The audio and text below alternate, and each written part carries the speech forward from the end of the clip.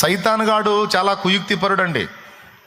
వాటి గురించి ఏం రాస్తుందంటే దొంగ, అబద్ధికుడు, మోసగాడు అనే కాదు, వాడు ఒక తంత్రగొట్టు. ఏం కొట్టువాడు? తంత్రగొట్టు. అంటే తంత్రాలు ప్రయోగిస్తాడు వాడు, వ్యూహ ప్రకారం ఫైట్ చేస్తాడు. ప్లాన్ లేకుండా, ప్రణాళిక లేకుండా వాడు చేయడు. అలా వాడు ఉపయోగించేటువంటి తంత్రాలలో ఈరోజు ఒక కీలకమైన విషయం మన మనస్సును కూర్చున్నది. దీన్ని మీరు జాగ్రత్తగా వినండి. ఇంటికి వెళ్ళి కూడా మళ్ళీ ఒకసారి లైవ్ పెట్టుకొని వినండి. కనీసం 2-3 సార్లు వింటే కానీ హృదయానికి ఎక్కనటువంటి విషయం ఇది. ఇతరులకు కూడా తెలియజేయండి, అవసరం ఇది. అందుకే నేను ఇంతగా చెప్తున్నాను. రెండు తంత్రాలు మీకు చెప్తాను. 2 తంత్రాలు. మన మనస్సు మీద జరిగే యుద్ధాలలో మొట్టమొదటిది అవమానము. మనల్ని అవమానపరచుట, మనల్ని కృంగదీయుట, మనల్ని బలహీనపరచడానికి వాడు వాడుకునేటువంటి ఆ తంత్రాలలో మొట్టమొదటిది అవమానపరచుట, అవమానంగా మనల్ని మాట్లాడుట. తప్పకుండా రాసుకో బిడ్డ, నీ హృదయంలో భద్రం చేసుకో, నీ పెన్నుతో నోట్స్ మీద కూడా రాసుకో. అవమానం. దీనికి బైబిల్లో అనేక నిరూపణలు ఉన్నాయి. అందుకే నేను మీకు ఈజీగా బాగా అర్థమైంది దావీదు కాబట్టి దావీదే చూపిస్తాను. ఇప్పుడు తమ్ముడు యుద్ధానికి సిద్ధపడ్డాడు. అన్న తన ప్రాణాన్ని పణంగా పెట్టడానికి తెగించలేకపోయాడు. తమ్ముడు సిద్ధపడ్డాడు. తమ్ముడు యుద్ధానికి సిద్ధపడ్డప్పుడు సహజంగా అన్న ఏం చేయాలంటే ఎంకరేజ్ చేయాలి. అరే నాకు ధైర్యం లేదురా, నువ్వు సిద్ధపడ్డావు, తమ్ముడా పోరా, కనీసం నువ్వు పోయి గెలిస్తేనన్నా ఆ పేరు మా ఇంటికి వచ్చిద్ది, నువ్వు గెలిచినా వచ్చిద్ది, చచ్చినా కూడా మాకు పేరు వచ్చిద్ది, పర్వాలేదు పోనాయనా అని ప్రోత్సహించాలి. కానీ ఇక్కడ ఏలియాబు భౌతికమైన ప్రేమకు లోనై భావోద్రేకానికి గురై తమ్ముణ్ణి బలహీనపరచ చూశాడు, అవమానపరిచి. దానికి ఏలియాబు వాడిన పదాలు ఏంటంటే నీ గర్వమును, నీ హృదయ చెడుతనమును నేను ఎరుగుదును. తమ్ముడిని ఏమని మాట్లాడుతున్నాడంటే కృంగదీయటానికి, వాడు యుద్ధానికి పోకుండా ఆగుతాడేమో అని ఇట్లాంటి పదాలు వాడుతున్నాడు. ఏమని వాడాడంటే నీకెంత గర్వమో నాకు తెలుసురా, నీ హృదయం ఎంత చెడిపోయిందో నాకు తెలుసు, నువ్వు అట్లాంటోడివిరా ఇట్లాంటోడివిరా అని తమ్ముడిని అవమానపరిచి మాట్లాడాడు. నీ వల్ల గాంధీ తమ్ముడు చేయటానికి సిద్ధపడ్డప్పుడు తమ్ముడిని ప్రోత్సహించాలి. తమ్ముడా నా వల్ల కాలేదు, నువ్వు చేస్తున్నావు, సంతోషం నాయనా అని ఎంకరేజ్ చేయాలి.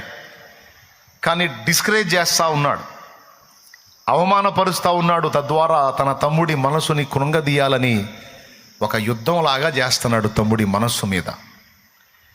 మన మనస్సుని కృంగదీయటానికి కొంతమంది వ్యక్తులు చేసే దాడి మనల్ని అవమానపరచి మానసికంగా మనల్ని బలహీనపరచడానికి ప్రయత్నించుట. ఇది నంబర్ 1. అర్తహషస్తా దగ్గర పర్మిషన్ తీసుకొని పడిపోయిన యెరూషలేం ప్రాకారాలను పునర్నిర్మించడానికి నెహెమ్యా పూనుకుని ఆయన దగ్గర నుండి సొమ్ముని, టైముని, అలాగే కావలసిన వస్తు సామాగ్రిని తీసుకొని యెరూషలేంకు వచ్చి పడిపోయిన ప్రాకారాలని పునర్నిర్మించడానికి పూనుకున్నాడు నెహెమ్యా. అలా నెహెమ్యా పూనుకొని పడిపోయిన ప్రాకారపు గోడను మళ్ళా నిర్మించడానికి బయలుదేరినప్పుడు, ఆ పని చేస్తున్నప్పుడు నెహెమ్యాకు ముందు ఎదురైంది ఏందో తెలుసా? అవమానం. టోబియా, సన్బల్లట్టు అనే దౌర్భాగ్యులు లేచి గోడ కడుతున్నాడా? గోడ కాలిపోయిన గోడ, కూలిపోయిన గోడ, పడిపోయిన గోడ కడుతున్నారా? ఎంత దృఢంగా కడుతున్నారు? వారు కట్టిన గోడ మీద ఒక నక్క ఎగిరిన ఎడల ఆ గోడ పడిపోవునంటాడు. ఏంటాడు కట్టేది గోడ? ఏందాయన చేసేది? ఏందాయన పొడిచేది? ఇలాంటి మాటలు మాట్లాడితే ఈ మాటలు తీసుకెళ్ళి నెహెమ్యాకు చెప్పారు. చూడండి, వ్యక్తులు మాట్లాడే మాటలు మన చెవికి వచ్చేటట్టు చేస్తాడు సైతాను. వ్యక్తులు అన్న మాటలు మన హృదయానికి, మన చెవికి, మన మనసుకు చేరవేస్తాడు, అది ఏదో రూపంగా. ఇక అది విన్న కాడి నుంచి ఈ మనసు దృఢంగా లేనటువంటి వాళ్ళు, ఈ మనసుని కాస్త అణుచుకునే శక్తి లేనటువంటి వాళ్ళు వెంటనే కృంగిపోయి, నీరసించిపోయి, నిరుత్సాహానికి వెళ్ళిపోయి, దిగజారిపోయి ఫైట్ మానేస్తారు, పోరాటం ఆపేస్తారు. ఇక చివరికి ఎలా అయిపోతారంటే, నా కష్టాన్ని ఎవరూ గుర్తించకపోగా అందరూ నన్ను అవమానపరుస్తున్నారు, నన్ను అవమానంగా మాట్లాడుతున్నారు, నన్ను ఎట్లా అంటున్నారు, అట్లా అంటున్నారు, అసలు నేను ఎందుకు బతకాలి, సస్తే పోయిద్ది కదా అని వెంటనే మనోళ్ళు ఫైనల్గా పోయేది సావుకాడికి. ఎందుకు సావాలనుకున్నారు? అవమానం ఎదురైందంట. అప్పివలసినోడు తిట్టాడంట, అవమానం ఎదురైందంట. భర్త తిట్టాడంట, అవమానం ఎదురైందంట. భార్య తిట్టిందంట, అవమానం ఎదురైందంట. తల్లిదండ్రి తిట్టారంట, అవమానం ఎదురైందంట. పక్కోడు నవ్వాడంట, అవమానం ఎదురైందంట. పక్కోడు ఏడిచాడంట, అవమానం ఎదురైందంట. కాబట్టి ఇన్ని రకాలుగా అవమానం ఎదురైంది కనుక ఇంకా నేను చచ్చిపోతే పోయిద్ది.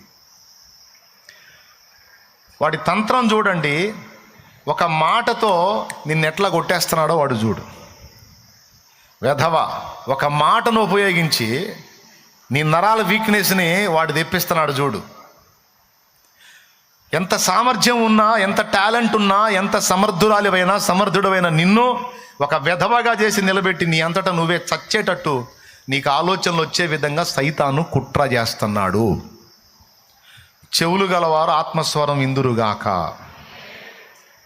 దానికి వాడు ఎక్కడెక్కడ ఎవడెవడు వాగిన వాగుళ్ళన్నీ నీ మనసుకు చేరవేస్తూ ఉంటాడు. అది వ్యక్తుల ద్వారా కావచ్చు, వస్తువుల ద్వారా కావచ్చు, ఏ విధంగానైనా. అయితే ఇక్కడ నెహెమ్యాను చూసినా, దావీదును చూసినా, దానియేలును చూసినా, యోసేపును చూసినా, వీళ్ళందరి మీద మానసిక యుద్ధం జరిగింది ముందు. బైబిల్లో ఇంకా భక్తులందరూ వీళ్ళందరినీ పక్కన పెడితే మన టాప్ హీరో, మన హీరో ఎవరో? నెంబర్ 1లో యేసయ్య. యేసయ్యను కూడా మానసికమైనటువంటి వేటవాడు చేశాడు.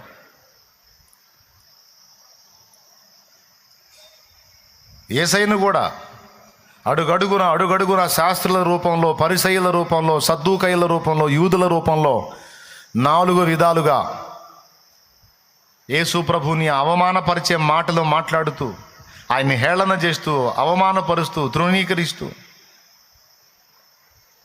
చాలా డిస్టర్బ్ చేశారు. మనం జాగ్రత్తగా యేసయ్య లైఫ్ని చదివితే అర్థమైద్ది మనకి ఈ సంగతి. అబ్బా, మానసికంగా ఆయన్ని కూడా చాలా వేటాడారు కదా అనిపిస్తుంది. అవమానపరిచి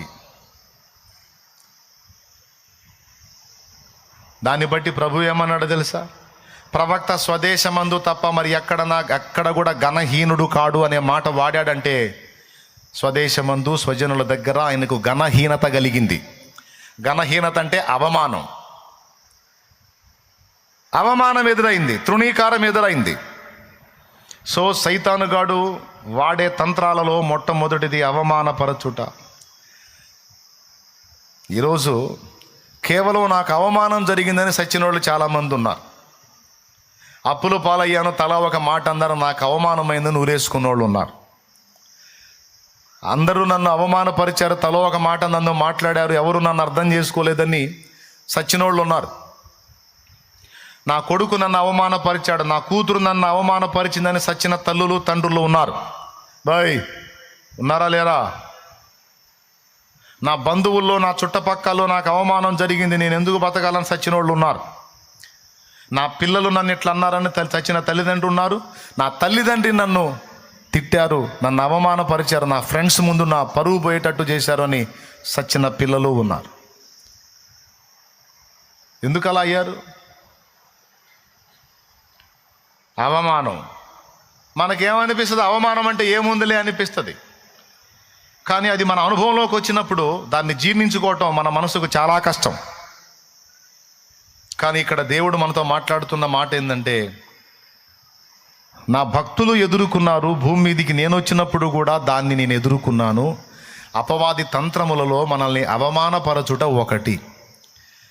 ఆ వ్యాఖ్యలు మన మనసుకు వచ్చేటట్టు చేసి తద్వారా మనసును కృంగదీసి మనల్ని పనికి రాకుండా చేయటం వాడి తంత్రం. జాగ్రత్తగా విను, తీసుకో, మైండ్లోకి, హృదయంలో తీసుకో.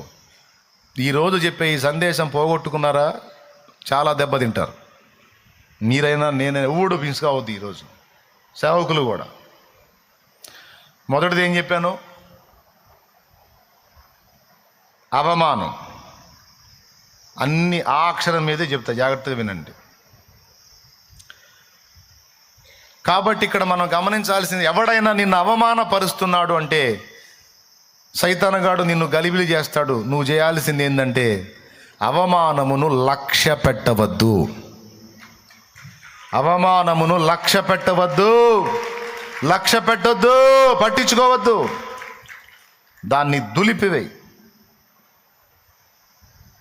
దాన్ని తీసుకున్నావా, వికెట్ ఎగిరినట్టే, నీ వికెట్ అవుట్. అవమానం ఎదురైందా, ఛాలెంజ్గా తీసుకో, ఛాలెంజ్గా తీసుకో, సవాల్గా తీసుకో, రోషం తెచ్చుకో. దాన్ని బట్టి నీ మనసును ఇంకా రేపుకో, కానీ దాన్ని చూపించి నీ మనసును కృంగదీసే సైతానుకు మాత్రం ఛాన్స్ ఇవ్వద్దు. ఓకేనా? ఏం చేస్తావు? అవమానం ఎదురైతే నీకు దాన్ని తీసుకొని కృంగిపోతావా, ఛాలెంజ్గా తీసుకొని రేగుతావా? దావీదు ఏం చేశాడో తెలుసా? తన అన్న తనను అవమానపరిచి నలుగురిలో మాట్లాడిన మాట, పెద్దన్న ఏలియాబు పలికిన మాట, నీ గర్వము, నీ హృదయపు చెడుతనం నాకు తెలుసురా, యుద్ధం చూడటానికేగా నువ్వు వచ్చింది అని నలుగురిలో పట్టుకొని అట్ట మాట్లాడితే తమ్ముడికి అవమానం కదా. ఏం గర్వం చూసావన్నా నా దగ్గర? ఏం చెడిపోయింది నా హృదయం? ఎక్కడ నువ్వు తేడా చూసి ఈ మాట మాట్లాడుతున్నావు అనాలి. ఏమల్లా,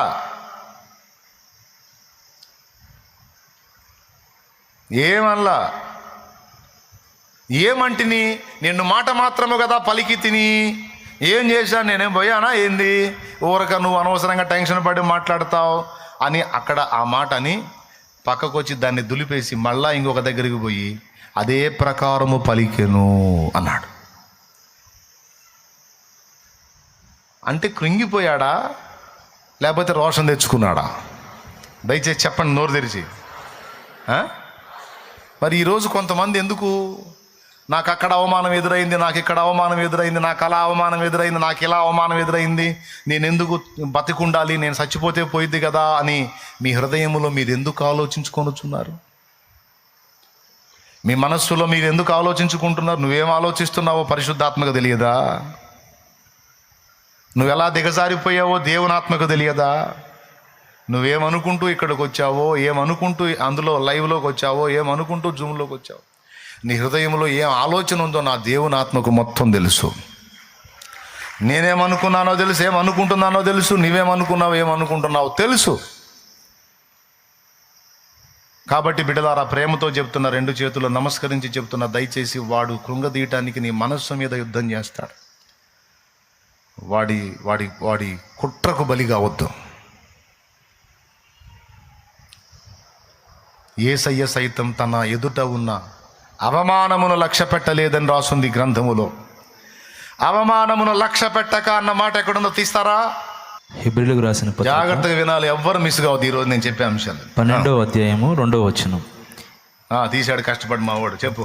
ఇంత గొప్ప సాక్షి సమూహము మేఘము వలె మనల్ని ఆవరించినందున మనము కూడా ప్రతి భారమును సులువుగా చిక్కులు పెట్టు పాపము విడిచిపెట్టి విశ్వాసమును కర్తయు దాన్ని కొనసాగించు వాడునైన యేసు వైపు చూచుచు మన ఎదుట ఉంచబడిన పందెములో ఓపికతో పరిగెత్తుదుము. ఆయన తన ఎదుట ఉంచబడిన ఆనందము కొరకై, ఆయన తన ఎదుట ఉంచబడిన ఆనందము కొరకై అవమానమును నిర్లక్ష్య పెట్టి సిలువను సహించి, అవమానమును నిర్లక్ష్య పెట్టాడంట. ఎంత అవమానం జరిగిందండి యేసయ్యకి. ఈరోజు చిన్న మాట అవమానం నీకు ఎదురైతే నేను చేస్తా, నేనెందుకు బతకాలి, తూనా బతుకు పాడుగానని రకరకాలు అనుకొని మానసికంగా చచ్చావు, శారీరకంగా కూడా చావటానికి సిద్ధమవుతున్నావు. యేసయ్య పొందిన అవమానాలు నువ్వు పొందావా? అసలు ఆయన ఎక్కడ, నువ్వెక్కడ? నెత్తి మీద రూపాయి పెడితే దమ్మిడికి జల్లవు నువ్వు, నేను దమ్మిడికి జల్లను. మన బతుకులు మనం ఇంత మాటకి ఇంతసేటు లాక్కొని పీక్కొని గందరగోళం అవుతాం. అదే ఆయన సుప్రీం అండి, రారాజు అండి, ఆయన కింగ్ ఆఫ్ కింగ్స్ అండి.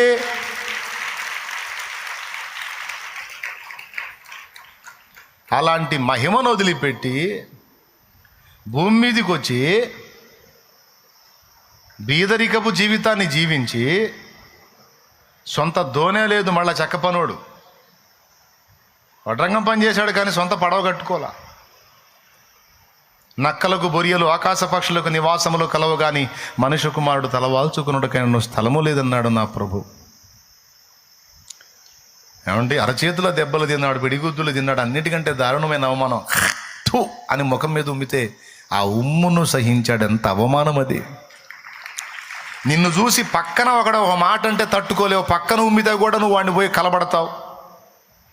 వాడు ఒకసారి ఊస్తే 2 సార్లు, వాడు నిన్ను చూసి ఊస్తే నువ్వు 2 సార్లు థూ థూ అని ఊస్తావు. ఎందుకు? వాడిని రెచ్చగొట్టాలి, వాడిని గల్లించుకోవాలని.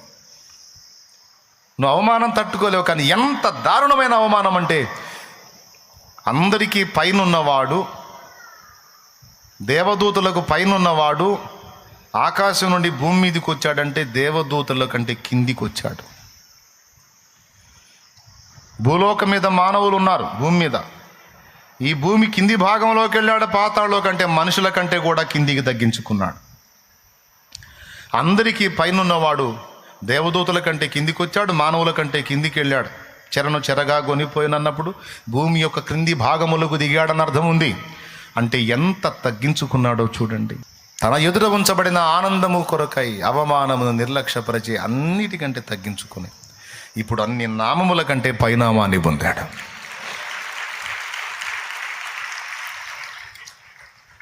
కాబట్టి నీవు ఈరోజు ఎదురైన అవమానాన్నే చూస్తున్నావు, కానీ రేపు దేవుడు నిన్ను ఘనపరచబోతున్న సంగతి నువ్వు ఎందుకు దృష్టించవు?